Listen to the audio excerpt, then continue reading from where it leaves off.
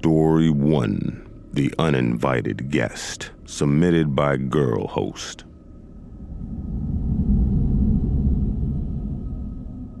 A few years ago, I decided to take a solo trip. I was in my early 20s, fresh out of college, and I wanted to experience the world on my own terms. I had always been a nature lover, and the idea of spending a few nights alone in the woods, away from the hustle and bustle of the city, sounded like the perfect escape.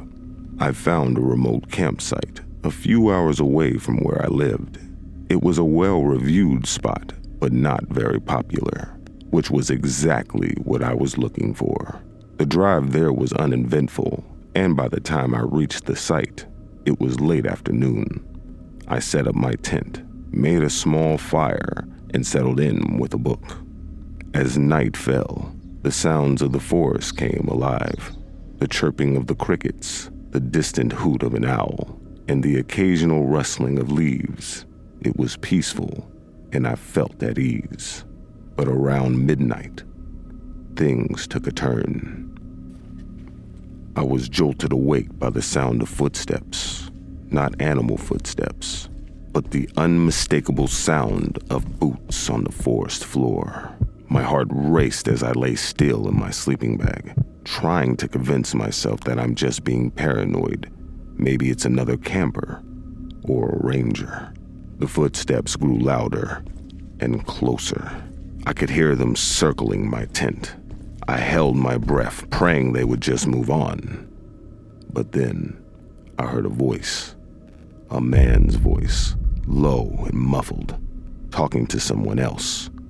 I couldn't make out the words, but the tone was unmistakably sinister. I quietly reached for my phone, but to my horror, I realized I left it in the car. I felt trapped and vulnerable. The only thing I had with me was a small pocket knife, which felt woefully inadequate. Then the most terrifying thing happened. The zipper to my tent started to slowly open. Inch by inch, I could hear it being pulled up. I was paralyzed with fear, unable to move or scream. Suddenly, a beam of light shone through the opening. It was a flashlight. The man whispered something to his companion, and then, to my relief, they began to move away. I lay here, heart pounding, waiting for what felt like hours, until I was sure they were gone. Once the coast was clear, I bolted out of my tent, grabbed my essentials, and ran to my car. I drove away as fast as I could, not stopping until I reached the nearest town. I reported the incident to the local police, but they never found any trace of the men. To this day, I have no idea who they were or what they wanted. All I know is that I'll never go camping alone again. So to all you solo campers out there, please be careful. The woods can be a beautiful place, but they can also hide dangers you'd never expect. Story 2, The Night I Was Saved by the Unlikeliest of Heroes, by Sarah the Whisperer.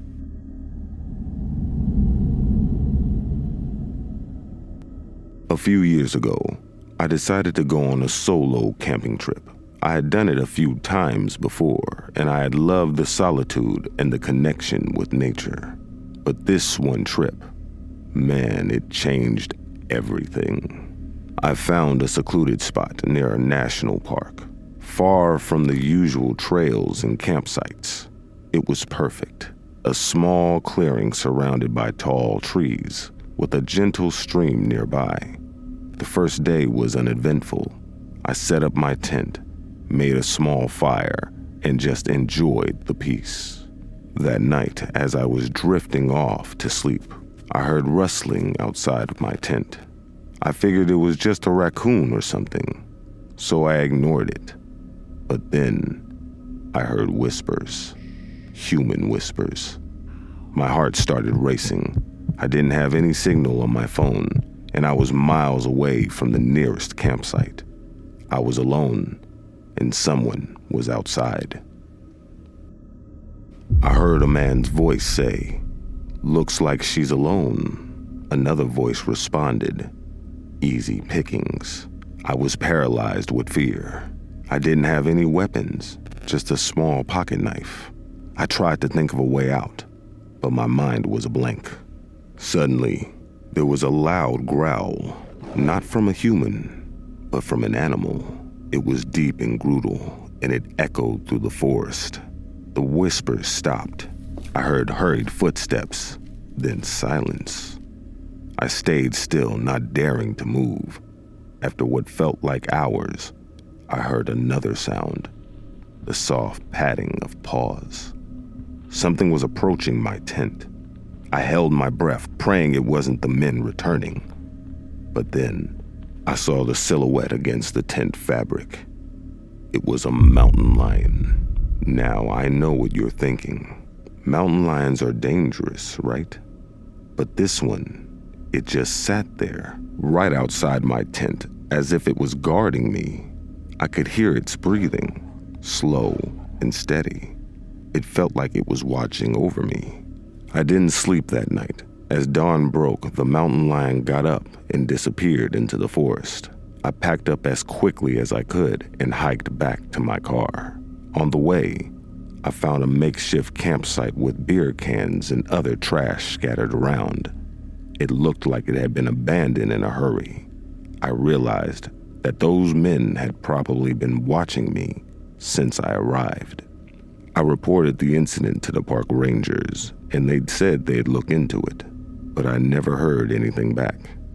I don't know who those men were or what they wanted, but I'm certain that mountain lion saved me from a terrible fate.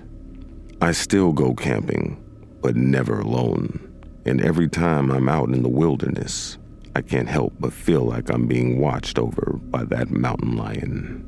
It's weird, but I feel a connection to it, like it's my guardian angel or something. So there you have it, my unbelievable camping story.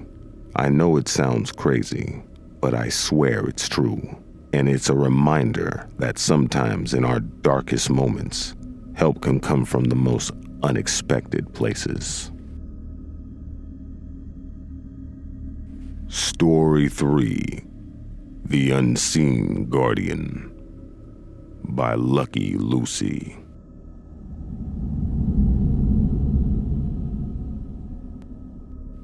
I've always been a bit of a lone wolf. Loved the idea of camping solo, just me against the elements. So when I decided to camp in the dense woods of Oregon, I didn't think twice. I've done solo trips before, but nothing like this. The first day was as expected. Set up camp, made a fire, and just took in the beauty of nature. But as night approached, things took a turn. I was in my tent about to drift off when I heard hushed voices. Two men talking in low tones. Words like alone and easy target reached my ears, and a cold dread settled in my stomach. I clutched my pocket knife, hoping I wouldn't need to use it. But then, things got even weirder. The zipper of my tent started to slowly move down. I held my breath, watching in horror as it inched its way down, revealing the dark night outside. But before it could open completely, a terrifying growl echoed through the woods, freezing everything in place. The zipper stopped moving. The men's voices went silent. And then, that deep, distorted voice said, "Leave." I could hear the men scrambling away, their footsteps fading, but I wasn't alone. Something was still outside my tent. I could hear it moving around, its heavy breathing filling the air. It felt like it was circling my tent, occasionally brushing up against the fabric. Every now and then it would growl, a sound so deep and primal that it shook me to my core. Then, the most terrifying thing happened. The silhouette of a large figure appeared on the walls of my tent, illuminated by the moonlight. It was humanoid, but distorted. its limbs too long, its head too big. It seemed to be studying my tent, trying to figure out how to get in. I was paralyzed with fear, clutching my knife, waiting for the inevitability. But then, as suddenly as it appeared, the figure vanished. The woods went silent. I didn't sleep that night. As dawn approached, the eerie feeling lifted, and by the time the sun was up, everything felt normal. I packed up and left as fast as I could, but the whole way back, I couldn't stop thinking about that night. What was that thing? Why did it chase the men away, but then try to get into my tent? And why did it stay around until morning? I've been back to those woods since, always with the group, and never encountered that presence again. But maybe it was a guardian of the woods, or maybe it was something more sinister. Whatever it was, I'm just glad I made it out alive.